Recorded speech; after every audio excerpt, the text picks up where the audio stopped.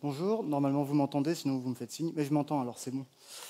Alors je vais vous expliquer pourquoi vous voulez un serveur de configuration, ou en tout cas pourquoi on en a mis un chez nous. Alors moi je suis Olivier, qui je suis, donc Olivier. J'aime le code, j'aime les systèmes qui marchent bien en prod, qui sont stables, qui sont performants, tout ça. Et je fais partie de l'équipe d'architecture chez Miracle. Donc Miracle, qu'est-ce que c'est? C'est un éditeur français qui propose à des sites e-commerce, d'intégrer des vendeurs tiers sur une marketplace, donc pour étendre leur catalogue, vendre d'autres produits, etc. Et on fournit tout ce qui va autour. On est une licorne et on a des bureaux à Paris, à Bordeaux, et on prend des full remote, parce que je suis sûr que Paris, ça ne vous intéresse pas. Alors, est-ce que ça vous est déjà arrivé, un moment dans votre carrière, de devoir vous connecter à un serveur de prod en SSH, modifier une config, parce qu'il faut changer une taille de pool de connexion, changer un timeout, ajouter une quelconque configuration, la modifier. Vous faites ça à la main, en SSH, sur le serveur de prod. Vous redémarrez le service, et vous avez fait une petite erreur de syntaxe, et vous avez eu un downtime, ou une instance qui est en carafe. Ça vous est déjà arrivé? Et peut-être que vous avez fait encore pire que ça, c'est pas vous qui avez fait ça, c'est que vous avez dû faire un ticket pour expliquer à quelqu'un ce qu'il fallait faire. Ça vous est arrivé aussi? Ouais, moi aussi. Bon, chez Miracle, on est un peu plus évolué que ça, quand même, on est en 2023 maintenant. Mais c'est des choses qui arrivent et qui existent encore dans certaines entreprises, et on peut faire mieux que ça. Alors chez Miracle, dans les temps anciens, c'est-à-dire avant 2017, on avait des environnements qui étaient indépendants pour chaque client, donc serveur de base de données, serveur web, serveur de batch, etc. Tout ça, c'était géré avec Ansible, et donc pas avec du SSH fait à la main. Par contre, on avait quand même un problème, c'est que ces playbooks Ansible, donc Ansible, c'est un outil de gestion de configuration qui permet de pousser de la conf ou d'exécuter des commandes à distance globalement sur des serveurs. Le problème, c'est que ces playbooks Ansible, ils appartiennent, en termes de code, ils appartiennent plutôt à l'équipe de production, donc ceux qui vont vraiment gérer l'infrastructure.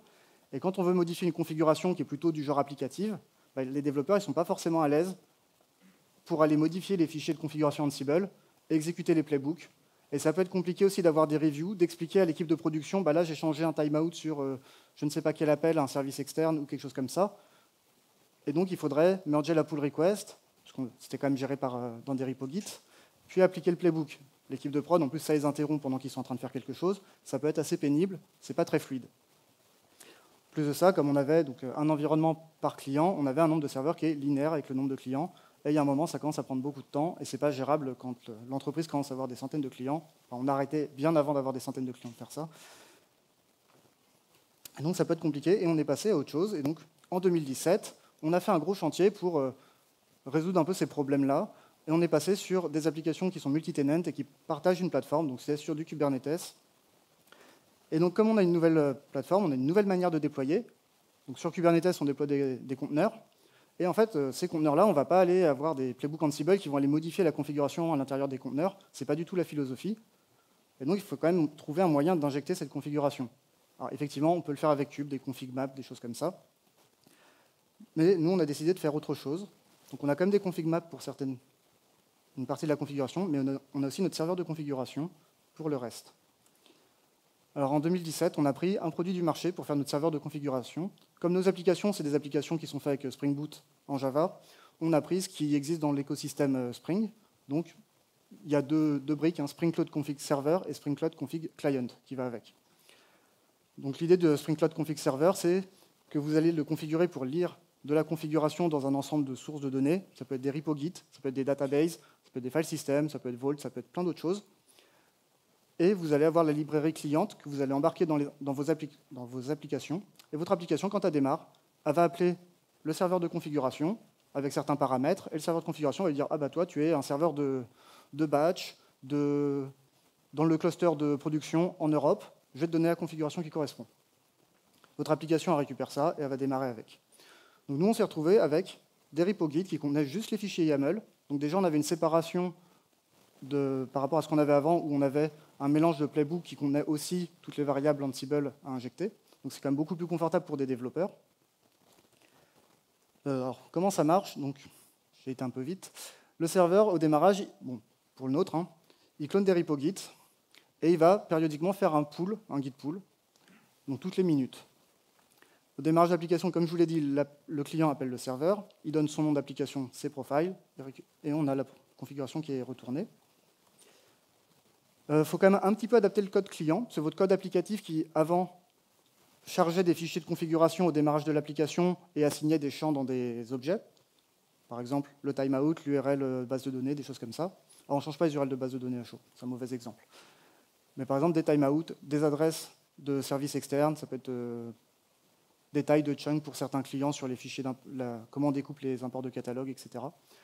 Avant, c'était fixe. On lisait un fichier de configuration, on assigne des champs. Et maintenant, en fait, on veut pouvoir être beaucoup plus souple là-dessus. C'est comme notre application, elle est devenue multi-tenant, elle peut gérer plusieurs clients. Je ne peux pas me permettre de redémarrer mon application à chaque fois que je modifie une configuration pour un client, parce que ça va impacter les autres. Donc comment on fait? On a deux grandes solutions. Soit on va simplement, au lieu d'assigner un champ et avoir du coup une valeur qui va être constante, on va simplement relire la valeur de la configuration à chaque usage. Donc, globalement, ça fait un get dans une map. Ça ne coûte pas très cher en performance, on peut se le permettre. La lecture de la property, ce n'est pas aller appeler le serveur de configuration, c'est lire la version que l'application a récupérée et a gardée dans sa propre mémoire. Et il y a une autre solution, quand on a des cycles de vie un peu plus compliqués, par exemple, un client HTTP peut avoir un pool de connexion qui a une certaine taille et des choses comme ça, on peut vouloir recréer complètement l'objet aussi pour appliquer toutes les étapes de son cycle de vie. Par exemple, créer le pool à la bonne dimension, fermer les anciennes connexions quand on modifie ça. Donc, il y a deux grandes façons de faire. Soit on va simplement lire la property chaque fois qu'on en a besoin, soit on va recréer toute l'instance de l'objet. Ça a un petit peu évolué. Donc en 2020, on a eu des problèmes de performance avec le Spring Cloud Config Server, donc on l'a réécrit. On a gardé la même API parce qu'on a gardé la même lib cliente. Par contre, derrière, ça ne marche plus pareil. Et on est passé de quelque chose comme 5 requêtes par seconde sur mon laptop à l'époque à 5000 requêtes seconde, ce qui suffit largement pour un serveur de configuration. Et en 2022 aussi, on a eu des problèmes avec le client qui a plusieurs fois changé des comportements. Par exemple, l'ordre dans lequel il nous mettait les configurations, ce qui peut être gênant quand du coup les overrides ne marchent plus. Et on l'a réécrit aussi. Donc réécriture, mais simplification, on a pris notre use case. On a pu bénéficier de 3 ans ou de 5 ans d'expérience sur le sujet pour savoir de quoi on a vraiment besoin, virer les features qui ne nous servent à rien. Par exemple, nous, on fait que du repo Git, donc notre serveur de config ne sait pas parler à Vault ou à une base de données. Et en fait, ça nous suffit très bien. Alors, comment ça marche globalement? Votre serveur de configuration expose une API HTTP. Donc, on pourrait l'attaquer, par exemple, avec un curl. Donc là, si je fais un curl, j'ai mis les versions longues des options, donc moins silent pour pas qu'il soit trop verbeux, moins user et des credentials très secure. Et ensuite, j'appelle l'URL du serveur. Donc là, c'est sur mon laptop. J'ai une instance qui tourne. Le nom de l'application qui s'appelle démo et certains profiles qui peuvent être production, démo, ça pourrait être une région, ce qu'on veut. Et pipe dans JQ pour le formatting. Et globalement, c'est la même commande. Et ça me répond bien, donc, avec un JSON qui contient la configuration pour mon application. Je vais repasser sur les slides, on va faire un breakdown de ça. C'est assez simple. Donc là, c'est la même chose. J'ai juste copié-collé la même réponse. Et si on regarde chacune des parties, dans le JSON, on a un écho des paramètres. On nous redit ton application, c'est ça, tes profiles, c'est ça. C'est l'API de Spring Cloud Config Server, on a refait la même. Sinon, ça ne sert pas à grand-chose, l'application sait déjà qui elle est. On a des métadonnées sur Git, donc quelle est la branche, quelle est la version, donc le hash du commit. Alors ça, le hash du commit, c'est pratique, parce qu'en fait, comme votre serveur de configuration, il passe son temps à faire des git pulls sur des repos Git, mais qu'en fait, il n'y a pas tant de modifications que ça par jour, dans la plupart des cas, votre repo il reste dans le même état. Et votre client, quand il appelle le serveur de configuration, du coup, il peut utiliser, comme c'est du HTTP, il peut utiliser ça comme un e-tag pour lui dire « Est-ce que ça a changé ?»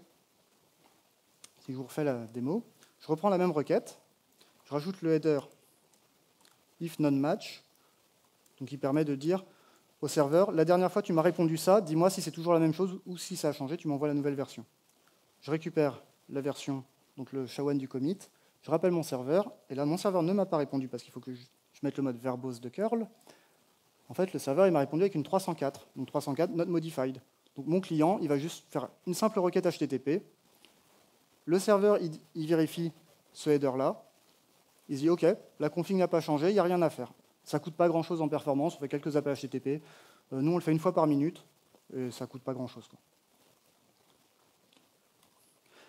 Et ensuite, dans la réponse, donc, on a les property sources, les différentes configurations. Et quand je dis les configurations, c'est qu'en fait, on peut composer la configuration à partir de plusieurs fichiers en fonction de profile et du nom de l'application, etc. On a aussi une surcharge. Ici, j'ai la même clé, donc hello, et dans le cas général, donc pour le fichier qui s'appelle application.yaml, qui est le plus générique, j'ai un hello world, et dans ma démo, j'ai un hello Sunnytech, qui va être plus spécifique, et du coup, c'est la première valeur, simplement, dans la liste qui va être utilisée. Si je rajoute des profiles, donc là, en bleu, j'ai rajouté un profile cluster test, pour avoir une config qui va être spécifique pour un certain cluster de test. Et en fait, je vais pouvoir avoir de la configuration en plus. Par exemple, je vais me connecter à un broker de messages de test, et pas le même que celui de la prod. Je peux faire la même chose pour spécifier ma configuration, par exemple, par région géographique, des choses comme ça. Alors, qu'est-ce que ça permet, tout ça? Donc, on a des repos Git, c'est hébergé chez GitHub pour nous, donc on fait des pull requests quand on veut modifier la config. Alors, là, ce que je vais vous dire, c'est de la configuration as code en général, ce n'est pas juste le serveur de config. Donc, quand on fait des pull requests et des choses comme ça, on peut avoir tout ce qui va avec, c'est-à-dire de la validation. C'est-à-dire que quand quelqu'un va modifier de la config, les autres gens vont devoir valider, vérifier que la syntaxe est bonne, c'est bien le bon nom de la property, la valeur qu'on met est bonne, parce qu'on n'est pas en train de faire un truc qui paraît bizarre. On peut aussi avoir du linting, parce qu'en fait, personne n'a envie d'avoir une erreur de syntaxe toute bête dans son fichier. Parce que le YAML à éditer à la main, c'est quand même pas très pratique. Moi, j'ai déjà fait des erreurs, vous aussi peut-être. Il y en a un qui ne dort pas, là. On peut aussi faire des tests, en fait, des choses qui ne sont pas juste vérifier la syntaxe de notre fichier, mais on peut vérifier qu'il est correct. Par exemple, est-ce que mon serveur de configuration est capable de parser tous les fichiers qu'on a dedans? Nous, on a un test comme ça. On démarre vraiment dans la CI une instance du serveur de config qui va simplement lire tout le repo, parser tous les fichiers, vérifier qu'ils sont bien valides, qu'il arrive bien à les comprendre, et après il va s'éteindre. On peut rajouter des règles en plus, des tests en plus. Et aussi, ça simplifie la gestion des droits. Parce qu'en fait, on peut avoir des repos de configuration pour la production, pour les tests, etc. Et on peut avoir des droits d'accès différents. Par exemple, nos développeurs ne peuvent pas merger les pull requests eux-mêmes sur les repos de config de production. C'est les équipes de production, ou les engineering managers, ou mon équipe d'architecture qui ont le droit de merger, histoire de limiter un peu les modifications sauvages de properties en production qui peuvent causer des incidents. Il faut quand même qu'il y ait quelqu'un qui a une certaine responsabilité vis-à-vis de la prod qui valide. Par contre, on ne veut pas être embêtant avec les développeurs dans les environnements de test. Dans ce cas, ils font leur pull request, on applique quand même la CI parce qu'on ne veut pas avoir des fichiers de configuration invalides qui ne passent pas le linter ou les tests. Par contre, ils pourront la merger eux-mêmes leur pull request. Ce qu'on peut faire en plus, donc ça c'est pareil, c'est pas spécifique au serveur de config, c'est plutôt configuration as code. On peut reporter facilement la config d'un repo à un autre, puisqu'en fait quand on a des repos Git, on peut faire des patchs et les réappliquer. On n'a pas besoin de refaire la même modification en tapant le même texte, ce qui peut limiter les erreurs. Et on peut aussi, si on fait une configuration temporaire, par exemple on a un problème en production, on modifie une valeur et on se dit la semaine prochaine on aura livré le fixe, ou demain on aura livré le fixe si on est rapide.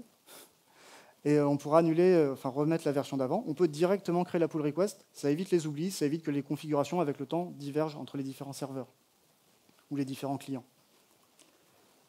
Et ce que ça a permis en plus, c'est que d'autres équipes peuvent faire des pull requests. Donc maintenant, nos équipes QA, ils sont autonomes, ils peuvent modifier de la configuration sans risque d'incident, parce qu'ils vont modifier leur configuration, qu'on va vérifier que c'est valide, et ils vont pouvoir tester sur leurs environnements et modifier les paramètres sans embêter un développeur ou quelqu'un de l'équipe de production. Notre équipe support, qui ne sont pas non plus des développeurs, ils ont appris à faire de la modification dans les repos de config. Alors pareil, c'est toujours soumis à validation, mais ça permet par exemple de faire de l'activation de features qui peut être fait par configuration pour certains clients directement par l'équipe support. Parce que l'équipe support, c'est l'équipe qui parle avec les clients. On n'a pas besoin forcément d'impliquer un développeur pour ça. Ils peuvent aussi modifier des règles de rate limiting, donc ce qui vient un truc un peu plus avancé, puisqu'on doit spécifier les URL, le time bucket et des choses comme ça. Et du coup, ils sont capables de le faire tout seuls. Et c'est pareil, on peut tester nos règles de rate limiting, vérifier qu'elles sont valides. Et ça permet aussi de l'automatisation du changement, donc provisioning d'environnement. Ça en fait partie. Quand on crée des environnements, c'est du clic-bouton et on met en marche toute la plateforme. Pour un nouveau client, ça prend vraiment quelques dizaines de minutes, le temps de créer l'instance de base de données, la configuration, etc. Faire les déclarations en fait, qu'il faut partout. Donc, comme on a des repos guides, forcément, on met des messages de commit explicites. De toute façon, sur les repos de production, on ne mergera pas une pull request qui n'a pas une description qui est claire, qui explique pourquoi on fait ce changement, éventuellement lié à un ticket ou juste une description. Éventuellement, mettre des actions nécessaires. On a certaines configurations qui ne sont pas rechargeables à chaud. Tout à l'heure, j'ai dit qu'il fallait adapter le code pour recharger à chaud toutes les configs. Il y en a certaines qui n'ont pas forcément de sens. Par exemple, Est-ce qu'on a vraiment besoin d'avoir des URL de base de données qui sont rechargeables à chaud? Non, ce n'est pas quelque chose qu'on fait souvent, et ça risquerait d'introduire des problèmes avec les requêtes qui sont éventuellement en train de tourner. Si on change la connexion vers la base de données, elles vont recevoir des erreurs. Ce n'est pas non plus très élégant. Si vous avez déjà quelque chose comme un Ansible, un Puppet, etc., qui sont des outils qui permettent de faire presque la même chose, qui permettent de pousser de la configuration, ou de pouler de la configuration dans le cas de Puppet, à partir de repo Git, et de l'appliquer sur vos serveurs, qui peut permettre même plus que ça, qui vont permettre de redémarrer vos services et tout ça, en fait, soit vous en êtes content, et si c'est le cas, très bien. Vous n'avez pas besoin d'un serveur de configuration, en fait. Mon titre était un peu mensonger, un peu racoleur, mais vous êtes venu. Mais sinon, vous pouvez aussi réfléchir à est-ce que ça correspond vraiment à ce dont vous avez besoin? Est-ce que ça ne pose pas des problèmes, en fait, simplement de fluidité dans le travail? Ce que ça nous a permis d'avoir notre serveur de configuration, c'est de séparer vraiment ce qui est de l'infrastructure technique. Donc, par exemple, la configuration d'un workmem dans une instance Postgres, ce n'est pas les développeurs forcément qui vont le modifier. Ça va plutôt toucher à l'équipe de production, les DBA, qui sauront un peu plus comment sizer ça. Éventuellement à la demande des développeurs, mais ça va être un travail conjoint. Par contre, ce qui va être activer une feature, ça peut être l'équipe de support. L'équipe de production n'a pas besoin d'être impliquée. Donc voilà, si vous avez déjà des outils et que vous en êtes très content, restez avec. Ne vous embêtez pas à développer des choses en plus. Est-ce que ça a des inconvénients, un serveur de configuration? Alors oui, parce que rien n'est jamais parfait. Votre serveur de configuration, ça devient un SPOF, donc un Single Point of Failure. Si votre serveur de configuration n'est pas là, vos applications ne peuvent pas récupérer leur config. Pour une application qui est déjà en train de tourner, ce n'est pas forcément très grave, parce qu'elle a déjà une copie locale de sa config, et elle va loguer une erreur en disant « j'ai pas pu charger la config », et peut-être que votre système d'analyse de log, à un moment, il va vous dire « attention, ça fait 10 minutes que ton serveur de config n'est plus là, enfin, qu'on ne peut plus récupérer de la config ». Donc vous pouvez avoir une alerte. Par contre, une application qui démarre, elle a besoin de sa config. On ne veut pas démarrer une instance qui n'aurait pas pu récupérer sa config, ça n'aurait aucun sens, ça ne va pas fonctionner. Si elle ne peut pas se connecter à sa base de données, elle ne sait pas qui sont ses clients, elle ne sait pas quelles sont les configurations, on ne veut surtout pas que cette instance-là commence à recevoir du trafic. C'est un problème parce qu'on a un SPOF, alors on peut quand même avoir plusieurs instances du serveur de config. Nous, on n'a pas une seule instance, sinon ça serait vraiment problématique. On en a toujours plusieurs instances, et globalement, on a réussi à éviter les problèmes jusqu'à maintenant. On a GitHub qui est parfois down, donc votre serveur de config, il n'arrivera pas à faire des pools, mais ça veut aussi dire que lui-même, vous ne pourrez pas démarrer de nouvelles instances du serveur de config. C'est comme au démarrage, il va cloner un repo, ça peut mal se passer. Une solution pour pallier ce problème, c'est d'avoir une copie chez un autre provider Git, et de pouvoir changer la configuration de votre serveur de config. Il faut synchroniser les deux, ça fait un peu plus d'infrastructure, mais ça peut marcher. Et aussi, on ne peut pas tout gérer avec le serveur de configuration. Par exemple, nos bases Postgres, elles n'en ont absolument rien à faire de notre serveur de config. Postgres ne va pas apprendre à parler HTTP, à parser du JSON et à injecter de la config pour nous faire plaisir. Pareil, tout ce qui va être des propriétés du processus, par exemple, sur nos JVM, on set la taille de la mémoire et des choses comme ça. Ce n'est pas des choses qu'on peut modifier à chaud. Donc ça, on va être obligé de les gérer différemment. Et c'est là qu'interviennent, par exemple, les config maps Kubernetes. Et c'est un peu plus pénible à modifier que le serveur de config. Et vous connaissez peut-être la citation, quand on a un marteau, tout ressemble à un clou. Et pour une fois, en fait, on a vraiment pris notre marteau, on a tapé, et c'était vraiment un clou, l'autre problème. On a géré l'année dernière les traductions de nos applications avec le même système. Donc on avait une problématique aussi de fluidité dans le travail, où nos applications sont internationalisées. Donc on a des fichiers avec des clés de traduction et les valeurs de ces traductions, enfin les messages dans différentes langues. Et le problème, c'est qu'on a un prestataire de traduction. Et quand le prestataire de traduction il nous rend les traductions pour les nouvelles clés à traduire, on a des pull requests qui arrivent dans les applications, dans les repos GitHub des applications. Et les développeurs, quand on leur rajoute une langue, ils ne savent pas quoi en faire en fait, de cette pull request. Comment ils vont tester ça? Qui a la responsabilité de merger ça? Et donc ça a été un peu problématique, un peu de friction en fait, simplement dans le process, un peu lourd. Et en fait, on a utilisé le même principe. Je vous le fais très simplement. On récupère les clés de traduction dans les repos Git, donc on a créé un outil pour ça. On les envoie au prestataire de traduction. Ça, c'est validé, ça redescend dans un repo Git de configuration, la même chose, mais qui ne contient pas en fait, de la configuration applicative, mais des messages. Et nos applications, au démarrage, vont utiliser quasiment le même système pour récupérer, les traductions et les intégrer dans leur source de messages, dans l'application. Et concrètement, le serveur, c'est le même code en fait, qui tourne, qui sert la config applicative ou les traductions. Voilà, c'est tout, merci. Et si vous avez des questions, n'hésitez pas à venir me voir, parce qu'il n'y a pas le temps.